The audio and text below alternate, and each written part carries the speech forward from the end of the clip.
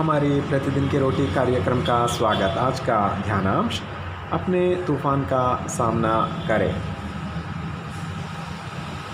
यीशु की ओर ताकते रहे कि तुम निराश होकर हियाव न छोड़ दो। इब्रानियों अध्याय 12 पद 2 से 3।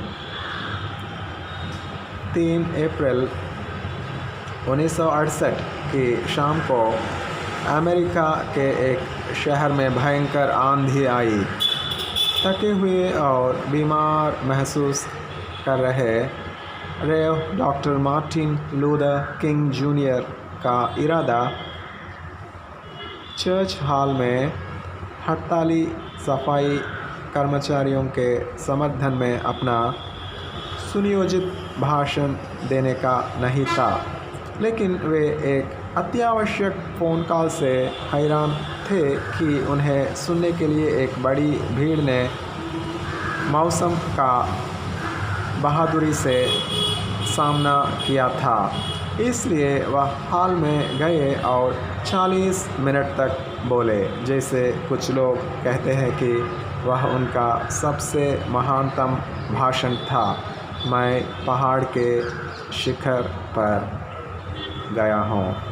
I have been to the top of the hill.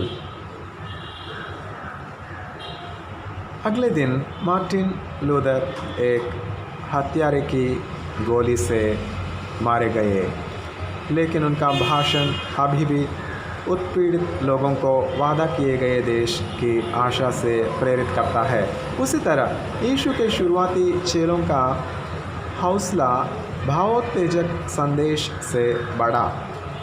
इब्रानियों की पुस्तक, जो यहूदी विश्वासियों को मसीह में अपने विश्वास के लिए खतरों का सामना करने के लिए प्रोत्साहित करने के लिए लिखी गई हैं, आशा न खोने के लिए दृढ़ आध्यात्मिक प्रोत्साहन प्रदान करती हैं, जैसा कि यह आग्रह करता है। इसलिए ढीले हाथों को, निर्बल घुटनों को सीधे करो।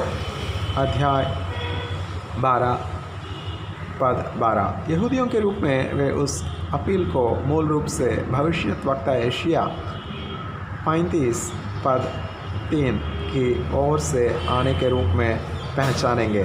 परंतु अब मसीह के शिष्यों के रूप में हमें वह दौड़ जिसमें हमें दौड़ना है, धीरज से दौड़े और विश्वास के कर्ता और सिद्ध करने वाले यीशु की ओर ताकते रहे। इब्रानियों अध्याय 12 पद 1 से 2। जब हम ऐसा करते हैं तो हम निराश होकर हियाव नहीं छोड़ेंगे। पद 3।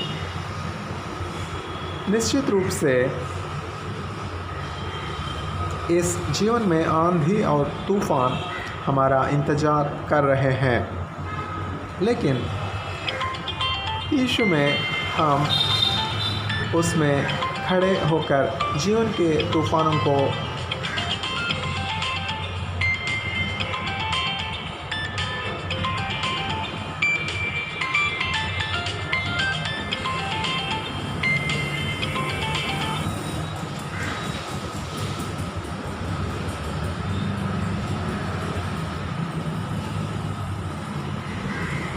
झेल सकते हैं।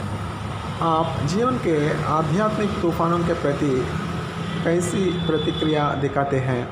जब आप यीशु और उसकी प्रतिज्ञाओं को देखते हैं तो वह आपको कैसे प्रोत्साहित करता है? यीशु, आप हर आध्यात्मिक तूफान को शांत करते हैं। जब तूफान भड़के तो मेरी आत्मा को शांति दीजिए। जब मैं आप पर अपनी आशा रखता हूँ। लेखिका पैट्रिशिया रबान। धन्यवाद।